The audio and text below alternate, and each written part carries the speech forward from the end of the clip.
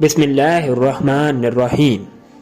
انسان اور شیطان پارٹ 4۔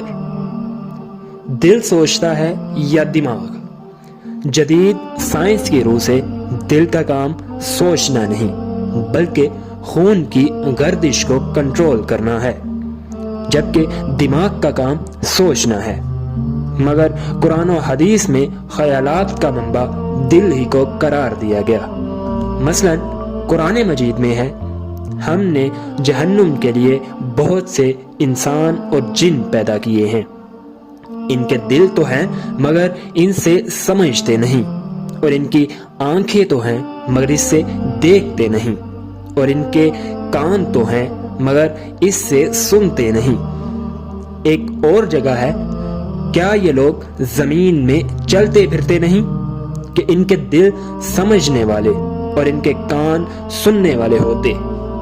حقیقت یہ ہے کہ آنکھیں ہی اندھی نہیں ہوتی بلکہ وہ دل اندھے ہو جاتے ہیں جو سینوں میں ہیں۔ بعض لوگوں نے یہ ترجیح کی ہے کہ دل اور دماغ کا اتنا گہرا تعلق ہے کہ فہم و ادراک کے سلسلہ میں یہ دونوں حصہ لیتے ہیں۔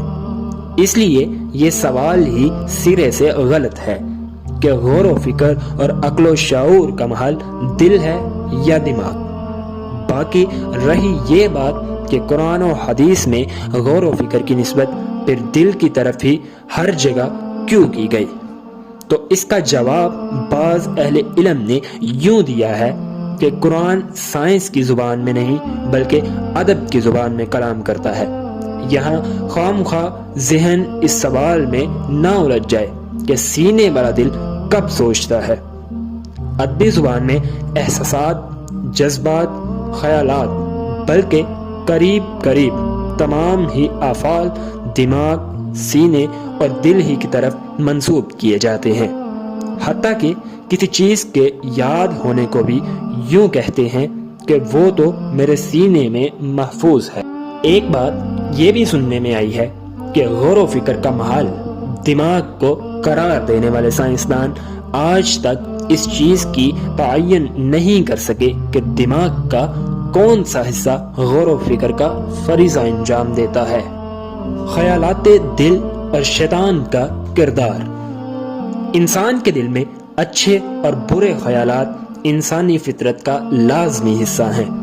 انسان کی پیدائش کے لحاظ سے دیکھا جائے تو اچھائی اور نیکی اصل قرار پاتی ہے، اور اگر اس کے جذبات کے لحاظ سے غور کیا جائے تو برے خیالات اصل قرار پاتے ہیں۔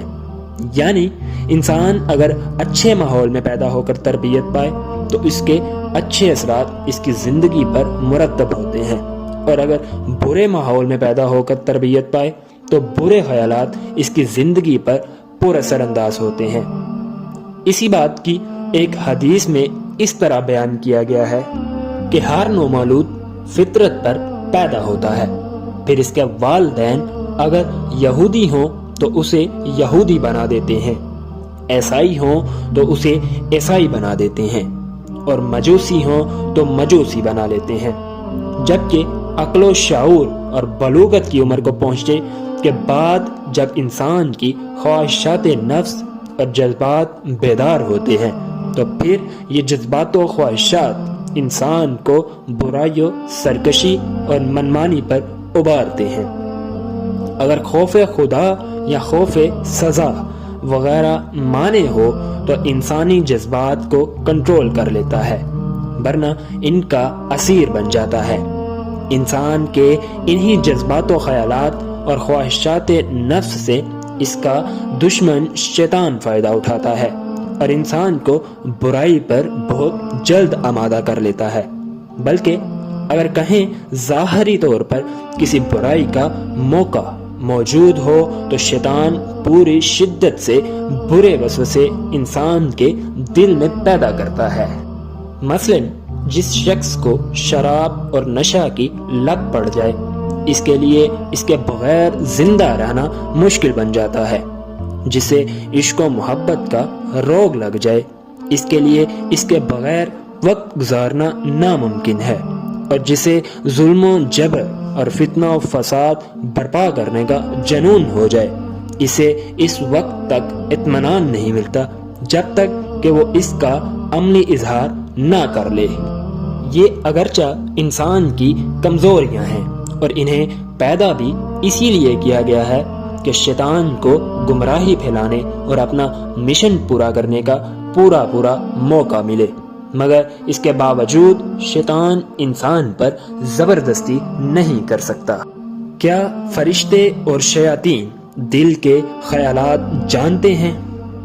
فرشتوں کے بارے میں اگرچہ اختلاف ہے کہ وہ دل کی بات جانتے ہیں یا نہیں، لیکن راجح موقف یہی ہے کہ فرشتے انسان کے دل کے خیالات جانتے ہیں، تبھی تو وہ نیت و ارادے پر بھی ثواب لکھتے ہیں، جیسا کہ صحیح احادیث سے ثابت ہے۔